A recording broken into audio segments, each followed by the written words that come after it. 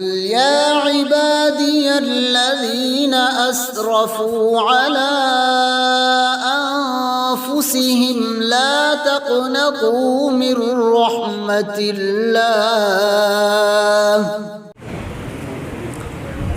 نحمده ونصلي على رسوله الكريم أما بعد فأعوذ بالله من الشيطان الرجيم بسم الله الرحمن الرحيم قد أفلح من تزكى وذكر اسم ربه فصلى وقال النبي صلى الله عليه وسلم قرة عيني في الصلاة أو كما قال عليه الصلاة والسلام۔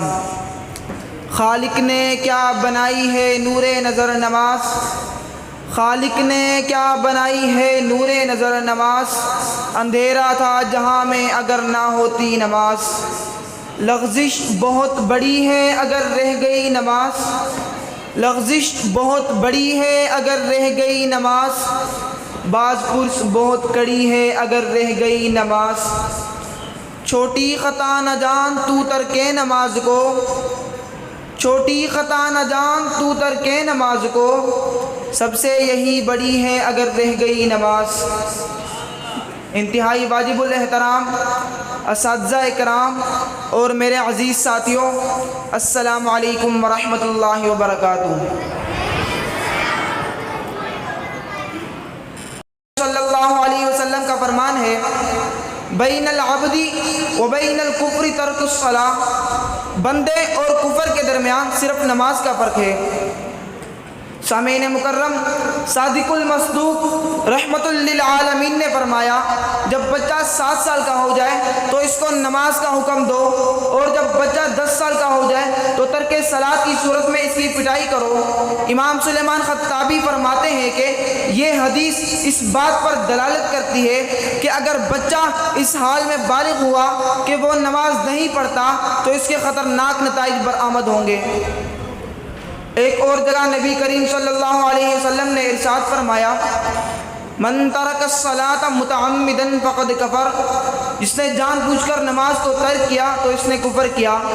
اور دوسری جگہ ارشاد ہے، الصلاۃ عماد الدین فمن اقامها اقام الدین ومن ہدمها ہدم الدین، نماز دین کا ستون ہے، جس نے اس کو قائم کیا اس نے دین کو قائم رکھا، اور جس نے اس کو گرا دیا اس نے دین کو گرا دیا۔ اس حدیث کے تحت حضرت ابراہیم نخعی، عبداللہ ابن مبارک، حضرت امام احمد بن حنبل اور حضرت اسحاق رحمہم اللہ فرماتے ہیں کہ نماز چھوڑنے والا کافر ہو گیا۔ امام مالک، امام شافعی اور امام محمد رحمہم اللہ فرماتے ہیں کہ اس کی گردن پر تلوار مار کر قتل کر دیا جائے۔ حاضرین مجلس، حضرت عمر فاروق رضی اللہ تعالی عنہ کی خلافت کا زمانہ ہے۔ ایک بڑھیا کا تیل زمین پر گر گیا، زمین نے اس کو پی لیا، جیسا کہ زمین کی خاصیت ہے۔ لوگوں، بڑھیا کی ایمانی فراست دیکھو۔ بڑھیا اپنا مقدمہ لے کر امیر المؤمنین حضرت عمر فاروق رضی اللہ تعالی عنہ کے پاس گئی۔ حضرت عمر فاروق رضی اللہ تعالی عنہ نے کاغذ کے ایک ٹکڑے پر کچھ لکھ کر دیا اور کہا، اے بڑھی اماں، جہاں تمہارا تیل گرا ہے وہاں اس کاغذ کو رکھ دو۔ بڑھیا نے جو ہی وہ کاغذ وہاں پر رکھا تو فوراً زمین لرز گئی اور کانپنے لگی اور تیل اگل دیا۔ لوگوں نے بڑا تعجب کیا، وہ کاغذ کھول کر دیکھا تو اس پر لکھا ہوا تھا، اے زمین، یا تو بڑھی اماں کا تیل واپس کر دے ورنہ میں تیرے اندر کسی بے نمازی کو دفن کروں گا۔ کہنے والے نے کیا خوب کہا ہے، کس قدر تم پہ گرا نماز کے لیے بیداری ہے، کس قدر تم پہ گرا نماز کے لیے بیداری ہے، ہم سے کب پیار ہے ہاں نیند تمہیں پیاری ہے۔ سامعین محترم، ایک صحابی نے اللہ کے نبی صلی اللہ علیہ وسلم سے شکایت کی، یا رسول اللہ صلی اللہ علیہ وسلم، میں دن بھر مزدوری کرتا ہوں لیکن رات میں جب میں سوتا ہوں تو میرا اونٹ ایسی بھیانک آواز نکالتا ہے کہ میری نیند ٹوٹ جاتی ہے۔ یا رسول اللہ، وہ بار بار اسی طرح کرتا ہے۔ آپ صلی اللہ علیہ وسلم نے فرمایا، اونٹ کو میرے پاس لاؤ۔ وہ صحابی اونٹ کو لے کر آپ کی خدمت میں حاضر ہوئے۔ رحمت للعالمین نے اونٹ سے فرمایا اے اونٹ تیرا مالک تجھ کو کھلاتا پلاتا ہے پھر تو کیوں اس کو رات میں پریشان کرتا ہے؟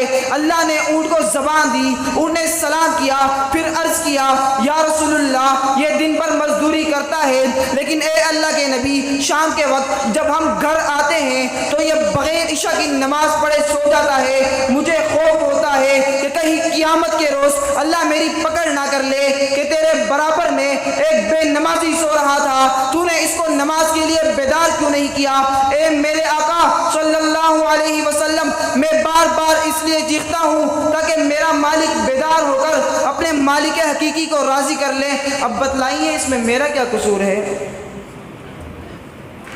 امت محمدیہ کے علم برداروں، بچے کی پیدائش پر اس کے کان میں اذان و تکبیر ہوتی ہے، غور کرو کہ ہماری اذان و اقامت تو ہو گئی، نماز ہونے والی ہے، اس سے پہلے کہ ہماری نماز پڑھی جائے ہمیں چاہیے کہ ہم نماز پڑھیں۔